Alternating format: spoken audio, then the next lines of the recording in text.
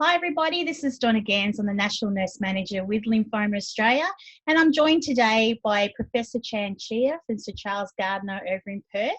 Thank you, Chan, for joining us today. Hi Donna, nice to be with you. Thank you.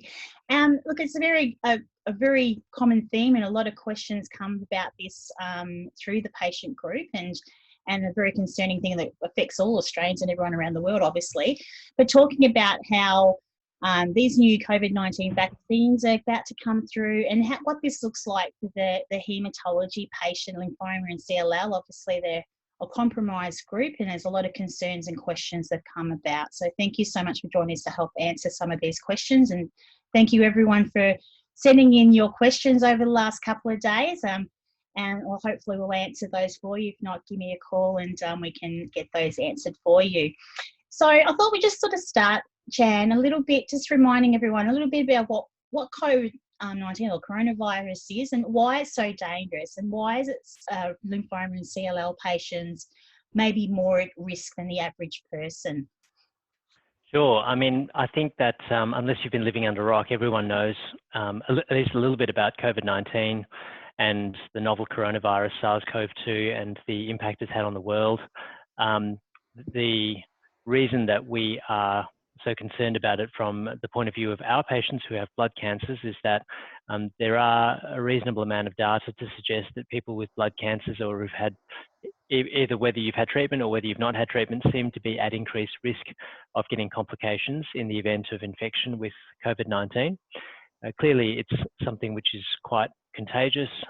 We've been quite fortunate in most parts of Australia that the amount of community transmission that we've seen has been relatively low, but nonetheless, it remains a major global problem, and the imminent availability of vaccines obviously throws up a number of questions that all of our patients are having to ask themselves. And what sort of things have patients, we've gone through this in the past, but what sort of things can patients still protect themselves before the vaccination is available? Good question. So as we've previously discussed, Donna, I think the most important point to make is that even when the vaccine becomes available, it is not going to remove quarantine. It's not going to remove the need for social distancing or hand hygiene. And it's going to be quite important to still do all of those things in order to protect yourselves from the potential risk of infection. So all the things that we've been doing are going to need to continue. The vaccines themselves, although they are very effective, they're not 100% effective, and so that's why we can't stop doing all these things. But I'm optimistic that life is going to get quite a bit easier once they start to be rolled out. We're pretty lucky, as you mentioned before, being in Australia as well compared to the rest of the world. Absolutely. So there's been a lot of talk in the media, obviously, and there's two different vaccines that might be available for us. Can you just explain what both of them are? What's the difference between the two? Sure. Again, I'm going to preface this by saying that I'm not a vaccine expert, and I'm not an infection or virologist or COVID-19 expert specifically, but I do know a little bit about the two vaccines which are likely going to be available for Australian patients. There's been quite a lot of media about this, and there's a lot in the lay press about it as well. The earliest one which is going to be available is the Pfizer vaccine. This is the one that you've heard of, which is what's called an mRNA vaccine, which is a newer kind of vaccine than the traditional vaccines which we have had for many years. This is the one that needs to be stored at very low temperatures, and it's been shown to be effective in very large randomized trials. And it seems to reduce the risk of serious complications from COVID infection dramatically. And this is the one which has got the reported effectiveness of over 90%, somewhere around 94%. This vaccine is it's safe. There have been some reports again of some complications in very elderly and frail people in some places in Norway, but as always with these things, I suspect that when more data emerges about the more data emerges about this, I think it'll become clear that the rates of side effects or adverse events is probably not going to be above what you would expect to see in this kind of population anyway. So whenever you've got a new vaccine rolled out like this, there's always a lot of media attention on anything bad that happens to people. But I guess from a statistical point of view, if you're old and frail and you live in a nursing home, then potentially bad things can happen anyway. And I'm not sure that we're going to see a big spike in, bad things happening to people because of the vaccine. We certainly didn't see much evidence of that in the clinical trials. So that's the Pfizer vaccine. Yep. And that's the one that Australia just announced that the government has procured another 10 million doses of. So you need 2 doses for it to be effective. The protection starts about 7 days after the second dose. So I think we've got probably enough enough doses to vaccinate around about 10 million people now. All of this is going to be dependent on the government actually, the EU allowing shipment out of Belgium and into outside of the EU. So Australia, the government's secured those, and hopefully that starts to get shipped soon. It's very likely that that's going to be the first vaccine off the first cab off the rank that's available. The other one, of course, is the University of Oxford and AstraZeneca vaccination. So the difference between the 2 vaccines is that they work in slightly different ways. So the Pfizer one, which is uses mRNA, kind of is using mRNA is kind of a signal which the body uses to tell the cell to replicate more protein, and it's kind of teaching the cell to make more protein using the signaling pathway. So it's kind of a newer way of making a vaccine. The Oxford AstraZeneca vaccine is actually it's a modified vaccine of the coronavirus itself. It's not live, so neither of them are live vaccines. They're both what's called the AstraZeneca one. Replication is not possible. That part of it has been switched off, so it's not dangerous from that point of view. It's safe to give in patients, including patients with blood cancers. But it does depend on stimulating the immune system to make antibodies against the spike protein of the coronavirus, and in that way, it's sort of more like what we've traditionally think of as a vaccination. So the large trials that were done using the Oxford AstraZeneca vaccine showed that the effectiveness, if you like, was slightly lower than the Pfizer vaccine at about 62% versus 94% when the standard dosing was used. There was a smaller group of patients who received a lower dose on the second occasion, and they seemed to have higher response rates, closer closer to 90%. But that the significance of that remains to be seen, and I think larger studies need to be done to look at that. I'm sure that people are interested specifically whether patients with blood cancers were included in these trials, which have been published so far. And the short answer to that is that there were 76 patients included in the Pfizer study, of whom half, or about 36, got the vaccine and half did not. It seemed like patients with blood cancers like leukemia and lymphoma did seem to be protected in the Pfizer study. In at least the publicly available information that we have about the Oxford AstraZeneca vaccine, we didn't have any patients with blood cancers treated on those vaccine trials, but there are a number of studies ongoing which are looking at this. Excellent. And I guess you're right with this said before, we've got the advantage of waiting to see what happens in other countries. They've been doing it now for a couple of months, giving these vaccinations too. So I don't think a lot has come out of there.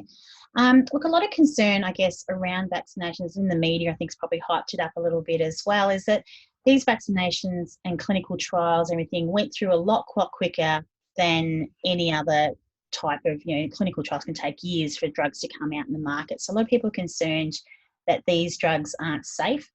Can you please put some conclusion to that one? Yeah, so this is a contentious area, clearly, and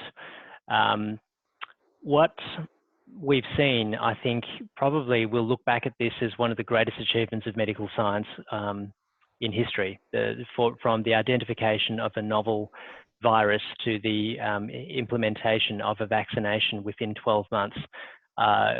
Probably will be thought of as one of the crowning achievements of medical science. And I don't, I can understand that people would have reservations about how quickly things have been rolled out, but the ability of scientists and researchers around the world to actually do this has been really built upon the last 50 to 100 years of advances in technology and understanding of molecular biology and understanding of how cells work, how proteins work, how DNA works. We've got a pharmaceutical industry that is geared towards mass production of vaccinations, and also the scale of this problem. It's a global problem, and it's the largest problem that the world has ever faced in many ways, at least from a health perspective. And the fact that this has happened so quickly is really reflective of both the advances in medical science and also the enormous amount of resources invested in trying to fix this problem, which is pretty much affecting everyone who lives on the planet. And when you throw that many resources at a problem, you can actually fix it pretty quickly. Yeah, great answer. Look, going toward a rollout in Australia, do you know a little bit about the plan with lymphoma and CLL patients and where they sit in that rollout plan? So early on, I'm assuming.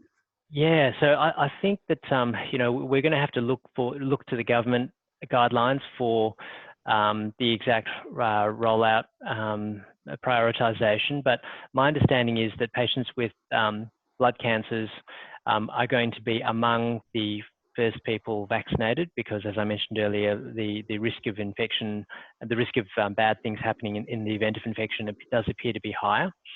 So the very earliest people vaccinated will be people in aged care facilities and healthcare workers and people in quarantine hotels and the like. But I think very soon after that will be people who are at substantially increased risk of things happening in the event of getting the infection. So I think that patients with blood cancer will be prioritised to receive the vaccination, and we've certainly made representations to the government along those lines. Excellent. So working, where am I up to? Sorry. So vaccinations, what does it mean for lymphoma patients? So you're looking at obviously vaccinating them shortly, but is there any more danger for, you sort of touched on before, any more danger for patients to be able to get these vaccinations? And is there one vaccination that might be better for people with blood cancer, or the other, or they won't have a choice? Yeah, so look, it's a contentious question. I think the best answer to that is any vaccination is better than no vaccination.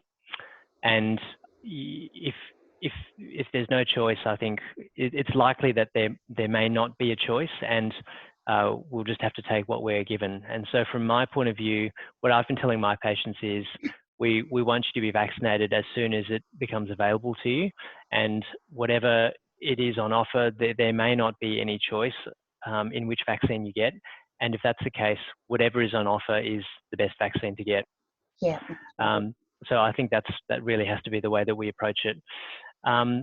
In terms of our knowledge of which vaccine is better, I mean, we don't know yet, because there have been relatively few patients with blood cancer treated on the clinical trials that we have so far. But if we will have that information as time passes, and the bottom line is the sooner you can get vaccinated in whatever form, the better. Will you be looking at similar to the like a flu vaccination, where people might need to be having this on a yearly basis? Probably.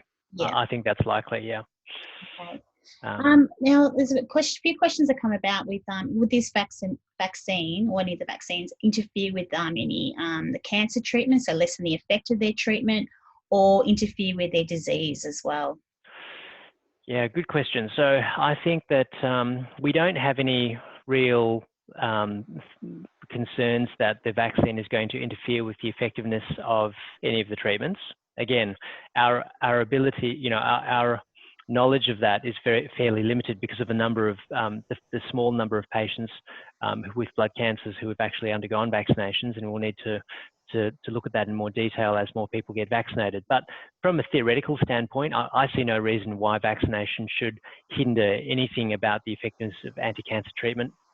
It's not the case in any other vaccines that we use.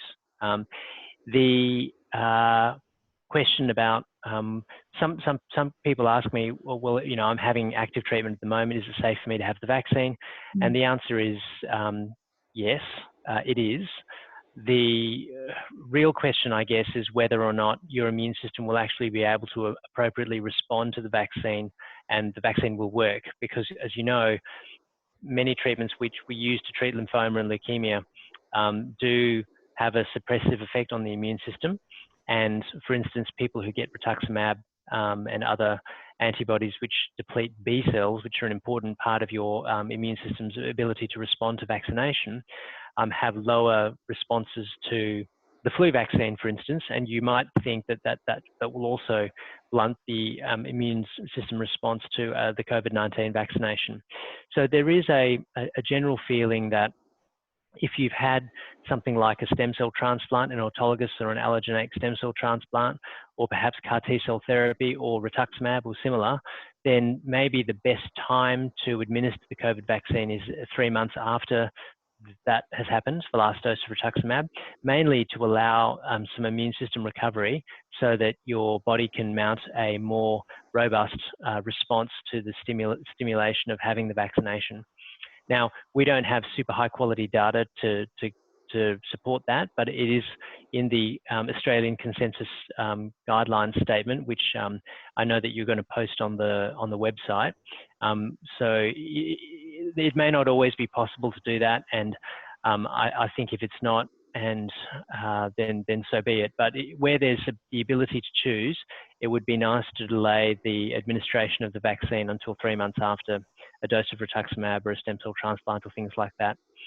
For people with continuous oral therapies like ibrutinib, for instance, I think that there's no need to interrupt therapy for the vaccine, and there's certainly no suggestion that the vaccine impairs the effectiveness of the treatment. And people having chemotherapy, is there in the middle of their treatment when the vaccination is available, should they be having a particular time in their cycle? Good question. So again, we only have very sort of rule of thumb guidelines about this, and the routine recommendations are that people wait until they've passed the lowest point of their neutrophils after each round of chemotherapy. In other words, just before you're about to receive a cycle of therapy, and your blood counts have recovered, that makes sense as the time to have the vaccination, rather than at the lowest point of your immune system, 7 to 10 days after a cycle of R-CHOP, for instance. You probably wouldn't want to do it then. It would make more sense to do it just before you were due to receive treatment. But again, it's these are all kind of niceties, but the amount of long-term data that we have about this is very limited. So it's all kind of rules of thumb at the moment. Yeah, and also checking with your doctor to make sure, because they know your situation better as well, just to check with them. Exactly. Well, yeah. And also, what you might recommend for patients who look like they're, like for someone like a follicular lymphoma, looking like they might need to start treatment like FCR in the near future, and potentially, let's just say they're well at the moment and can hold off. Should they hold off to get the vaccination, or do you just go ahead? Depends on the person's situation, of course. Yeah, of course. I mean, that always needs to be a discussion with your specialist, because there's going to be a case-by-case discussion based on what's happening with your blood cancer, your lymphoma, and how urgently you need treatment. And it's hard to give a generic response to that question. Yeah, but I understand that. Yeah, but I guess on the subject of optimal timing of vaccinations, it may be the case that the vaccine is available, but you've had rituximab recently, for instance, and there's a thought that you may not have an optimal response to the vaccine at that time. You can still get protection if the other members of your household get vaccinated. And I think that that's something we're encouraging. Even if you can't get vaccinated at a given time point because of what has happened recently, everyone in your household should get vaccinated, at least all the adults. There's no data in kids at the moment, but the adult members of your household should get vaccinated. And again, we're advocating for that to be prioritised. Excellent. And there is a group of patients that we're watching today who have long-term immunosuppression. They've got really clot depleted and probably won't be looking at their immune systems increasing. They're needing immunoglobulin therapy, so IVIG. What we recommend with these patients, and seeing that the antibodies might not be able to take off with the vaccination, should they be still having the injections, the vaccination?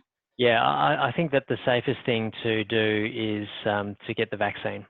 But anyway, if you talk to your doctor if you've got specific concerns, but in my view, there's these questions about side effects and long-term side effects, and certainly my thoughts are that the benefits of avoiding COVID infection and severe COVID disease far outweigh the relatively low rates of side effects that we are seeing on these vaccine trials.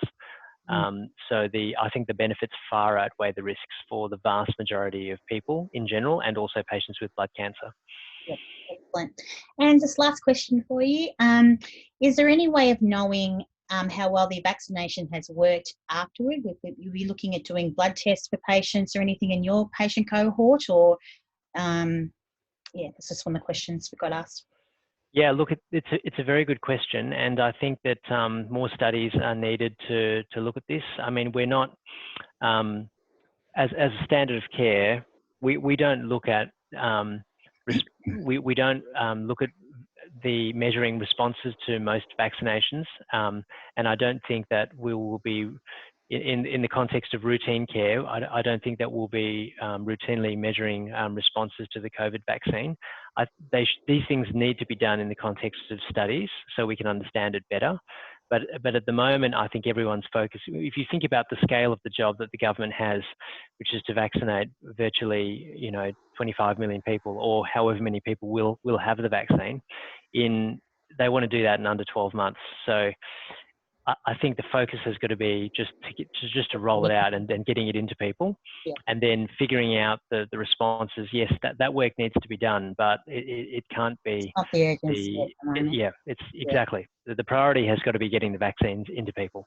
Exactly, and the more they have it, the more community we've got in the community as well. So. Totally right. So, the other thing is to say is that you should talk about it, talk to your family about it, talk to your friends about it, and just encourage. The more people, you're absolutely right, Donna. The more people who get vaccinated with one of the effective vaccines, the greater the chance that Australia will have what's called herd immunity, which means the vaccine doesn't have enough people around who are susceptible to it to roll around, to have a sustainable pool in the population. And so hopefully if we do get a really effective vaccination and the majority of the Australian population gets it, we will be in a much better place long term. Exactly, and more protection for the patients who haven't got immune systems. So that's great. Exactly. Thank you so much, Chan. That was fantastic, and I think you covered all my questions and everyone's questions that put them in. So thank you so much for your time. Pleasure.